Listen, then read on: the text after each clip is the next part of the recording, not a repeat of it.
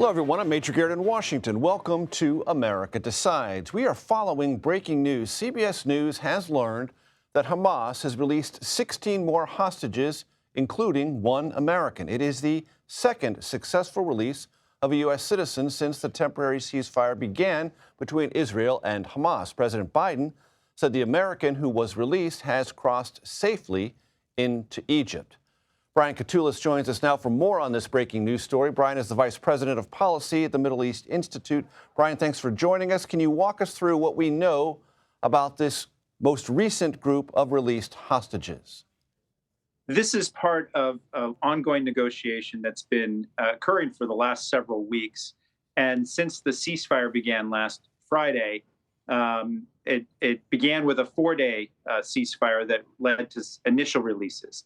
Now, the release of this latest tranche of hostages comes in an extension of that ceasefire. And there's some hope that this will continue to be extended to garner more releases. But basically, the people that have been released so far have been children and women and some elderly and sick. The tougher cases will come in the next tranches if we get there, which is those who are Israeli, who are part of the Israel Defense Forces. And then there's some questions about some of the Americans, the dual citizens, Israeli Americans who are there. But every one of these releases is a very happy moment for families, but we're only about halfway there with getting the 240 hostages that were taken into Gaza. And Brian, as you might be aware, Secretary of State Antony Blinken spoke about not only hostage releases, but the U.S. administration's hope that the ceasefire, temporary though it is, could be extended to achieve two goals: more hostage releases and the arrival of more aid to civilians on the Gaza Strip. Let's take a listen to the Secretary of State. Look, we'd like to see the pause extended because what it has enabled, first and foremost, is hostages being released, coming home, being reunited with their families. It's also enabled us to surge humanitarian assistance into the people of Gaza who so desperately need it. So its continuation, by definition, means that more hostages would be coming home, more assistance would be getting in. So clearly, that's something we want. Brian, is there any distance between the Biden administration and the Netanyahu government on this particular point? Absolutely, there is. There are some ministers in Benjamin Netanyahu's government who have opposed the extension of these ceasefires. Two ministers in particular, and they think that Israeli combat operations should begin as soon as possible. The way I see it is that we're likely to see perhaps a few more days of a temporary ceasefire, but it's quite likely that we'll see more combat and war, unfortunately, be initiated. And that's because if you look at the Israeli stated goals, it's to defeat and eliminate the threat of Hamas. If you look at Hamas's goals, they are not compatible with a two-state solution or recognizing Israel's right to exist. So we're really at this moment where I think we're in a temporary pause. I fear that we're going to go back to seeing some of the images of devastating conflict that have been quite deadly for thousands of innocent Palestinians. But I hope that those who are working on extending the ceasefire can see some more success to get people out, to get more aid in. I just think in the medium to longer term, it still looks quite grim. And I think we're looking at a continued conflict for several more weeks. Brian, from the Israeli perspective, what is the risk of extending and continuing to extend the ceasefire? One of the risks is that it allows Hamas and some of its fighters to actually reposition themselves and prepare for the next phase of a conflict. Another risk is that each day that Hamas is in the news and there's releases of hostages, it's a form of psychological warfare on the Israeli public, many of whom are either directly connected to people who are hostages or one or two steps removed. And that's another tool, I think, used by Hamas and some of the other forces to try to actually shape and influence how Israelis are thinking about the conflict. And a third, I think, aspect of it, a risk for Israel, is that inside of the broader Arab world, and I was in the Middle East just a week or so ago, there's a sense that Hamas has seized the narrative with Arab publics, that not only their initial attack, but also the fact that they're in the news, they're getting some sort of achievement from its attack on Israel and then holding these hostages, things that the Palestinian Authority did not ever achieve. And I think that's a real risk for Israel as well, for those who actually want to defeat some of these threats that oppose Israel. Brian Catulus, thank you so very much. Great, thank you. Leat Benin is safe in Egypt. She's crossed the border. I talked with her mother and father. They're very appreciative, and things are moving well. She'll soon be home with her 3 children. That was President Biden just moments ago before boarding Air Force One. He was confirming that an American hostage was in fact part of the 16 who crossed into Egypt, underscoring a couple of things. Not only the president's direct personal involvement in the status of hostages generally and Americans specifically, but also how this story, the Israeli-Hamas war, continues to follow the president wherever he goes. CBS News senior White House and political correspondent Edo Keef joins us now from Pueblo, Colorado. Ed, you've been following the fast-moving developments all day. Catch us up on the day for the president. He spent most of his day here in Denver, where we are, Major, and got briefings this morning from his aides before heading down to Pueblo for this afternoon event. Today, a great reminder of how the president and the presidency can be pulled in multiple directions at once. He's here to raise money for his reelection campaign, to tout his legislative work, to troll a House Republican, Lauren Boebert, who was down in her district. Remember, she only won her reelection last year by 546 votes, and Democrats would like to grab that seat next year, which is why he came. But he was also closely monitoring the situation all day with these hostages, and there, as he gets on the plane to fly home, can confirm that, in fact, at least one American is released. Tonight, the Secretary of State is en route. The CIA director is in the region. The top State Department official for hostage affairs is also in the Middle East, trying to continue to get the Israelis, Hamas, to continue the pause and show the world that the United States is hearing the calls for and the concerns about humanitarian aid in Gaza, and ideally some kind of an extended ceasefire to allow those hostages to be released before Israel continues its campaign.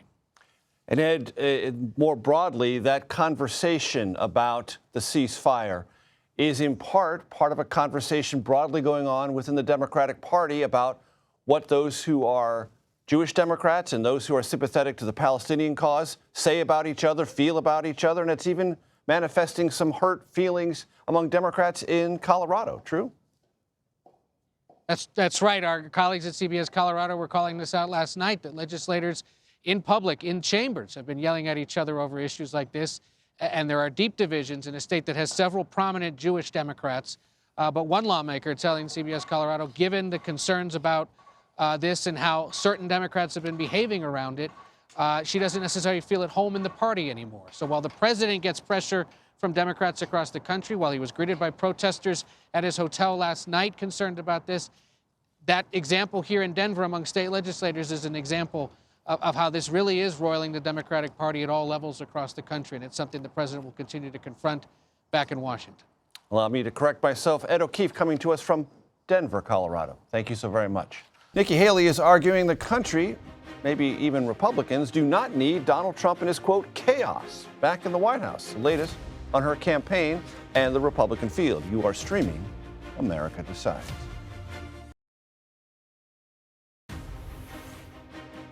Welcome back to America Decides. For whatever it might be worth, and we'll try to figure this out, Nikki Haley is having a moment. She's making her case to voters in New Hampshire, telling them, among other things, former President Trump was the right choice for the country in 2016, but now the country should move on. Let's listen. Chaos follows him everywhere he goes. And with a country divided like we are, and distracted, by the way, and a world that's got threats pointed all at America, we can't afford any of that chaos. Robert Costa and Nydia Cavazos join us now. Robert, as you well know, is CBS News chief election and campaign correspondent. Nydia is a CBS News campaign reporter following the Haley campaign. Robert, this is a moment for Nikki Haley, it so appears. Is it a meaningful one? She has a long way to go. She has to still make a coherent case to voters and to donors that she has a viable path to the nomination to get through former President Trump. At this point, she has a moment in the context of the second tier of those in the polls. Right. Florida Governor Ron DeSantis, former New Jersey Governor Chris Christie, Vivek Ramaswamy, the entrepreneur, Nikki Haley, Governor Burgum, among others. They're all competing to be seen as the second-place champion. Well, second-place champion doesn't get you the nomination. No, it doesn't. So she has the Americans for Prosperity Action endorsement, which has a connection to the Koch network. She's getting some support from Jamie Dimon, the business executive, and others who are saying, let's look at her. They don't love Trump. But at this time, the Republican Party, I've been out there on the trail, is still a party that's interested in Trump, likes Trump. Yes, they buy her case that he's chaotic, but many of them embrace the chaos. Right. And it seems to me, Robert, it's worth pointing out that whatever else Nikki Haley might have achieved, she's at least positioned in a way that she wasn't 6 months ago to take advantage of something if it breaks her way. And that's the first thing you have to do in a presidential crowded primary field. Put yourself in a decent position.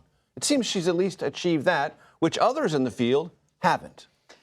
We'll see. I'm skeptical about I'm not saying everyone that she's who's been going to do on Trump. anything. Right, I know, right. But compared to where DeSantis was 5 months ago, would you have said Haley would be having a moment now? You probably would have said maybe so not. she's having a moment now, and it's almost December. So does DeSantis stay in the race, as we expect, and have a moment when he does well in Iowa? Does he win Iowa? Does he come in second in Iowa? Beat and that's the expectations. first contest. So if DeSantis gets a bounce in Iowa, that puts pressure on Haley to have a strong New Hampshire. But Chris Christie's still in the race. He's not showing any sign of getting out.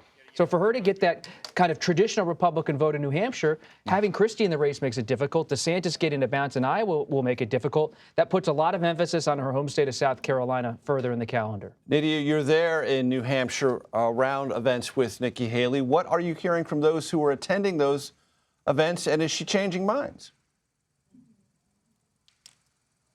Yes, well, the reality here is that Donald Trump continues to lead. He continues to be the front runner, and it's himself that's really resonating with Republican voters. But now when it comes to the Republican voters that are attending Nikki Haley's event, there seems to be some sort of Donald Trump fatigue. So this is resonating with the voters, Republican and independent voters who come to Nikki Haley's town halls, because most of them also tend to be undecided and they're still shopping around. They know for a fact that they used to support Donald Trump, but they're sort of tired of his chaos, of the drama, of the legal cases, and they're just looking forward to having some sort of order, not only in their country, but in their world. So to a certain extent, Nikki Haley's message on Donald Trump and the chaos and the drama that follows him resonates with voters who are showing up and who are in the midst of picking their presidential choice. But in New Hampshire on the ground, does it still feel to you that Trump remains the very heavy favorite? It certainly does. And despite the fact that we get mixed reactions from the crowds attending various campaign stops, not only for Haley, but also for DeSantis, and this is across Iowa, New Hampshire, and South Carolina, we know for a fact that many acknowledge that Donald Trump continues to be the front runner, but they still have some sort of hope that there might be some time for them to change their minds and really listen in. And they're also hoping that Nikki Haley can continue to gain some momentum and really narrow that gap. So it's mixed feelings that we're getting here in New Hampshire from voters. They just remain hopeful that there might be an alternative to Donald Trump. Robert, you talked to the Trump campaign, so do I. They sort of laugh at all this. Like, look at the numbers, folks. The numbers don't lie. The numbers, if anything, keep showing more support, not less, for the former president. And this thing, from their perspective, at least as I gather it, from to their minds, is nearly over. Well, they're laughing, but they're spending money. Sure. When Trump's on the air, and when you're on the air spending money on advertising, that means you're taking the competition seriously to some extent. And if he doesn't come out of Iowa, Trump, in New Hampshire, in South Carolina, with a commanding lead of delegates and momentum, then this is a race. It's a race that will go through Super Tuesday. Maybe 2 or 3 of the rivals hang on. They maybe could take it all the way to the convention. So Trump, yes, he's ahead in the polls, but if he doesn't get that big jolt out of the early contest, there's a reason a lot of them will stay in. And donors are saying now they want an extended race at the very least. And that key aspect of momentum coming out of Iowa, New Hampshire, South Carolina, vital for Trump, because after that comes not only Super Tuesday and lots of other contests, but court battles that will be very real and have an effect not only on his schedule, but on the public imagery around him. I'm not so sure about Iowa. I mean, there's never been a nominee Huckabee, nominee Santorum, or nominee Cruz. They all won Iowa. They didn't win the nomination. If he stumbles in New Hampshire and Christie and Haley are able to eat into Trump's coalition there, and he stumbles in South Carolina because Haley comes into her home state and does well, all while the trial's playing out in Washington on January 6th, it could raise some questions about his electability. But I've covered Trump since 2010, 2011, in the political world at least. He's going to come at you with everything. Everything. Assume nothing about how the norms of politics works. You've written numerous books about Trump. He's going to attack mercilessly. And he has state parties and a national party more in his camp than it was in 2016, a structural advantage that is often but should never be overlooked. Robert Costa and Nydia Cavazos, thank you so very much. New York Republican Congressman George Santos could face an expulsion vote this week. The latest from Capitol Hill. That's next. You are streaming America Decides. House of Representatives is set to vote on a resolution seeking to expel New York Republican Congressman George Santos. That could happen as early as this week. If that resolution is successful, Santos would become the 6th lawmaker in the history of the House to be expelled. Santos, for what it's worth, said he thinks it's likely this will happen. CBS News congressional correspondent Scott McFarland joins us now. Scott, is it likely that George Santos will join that very small list of members of the House expelled by the body? Major, his colleagues who are championing this bill to expel Santos are brimming with confidence. They're overflowing with confidence. They believe they have swung enough votes from the prior vote to expel Santos to make it not only the 2/3 vote they need, but beyond that as well.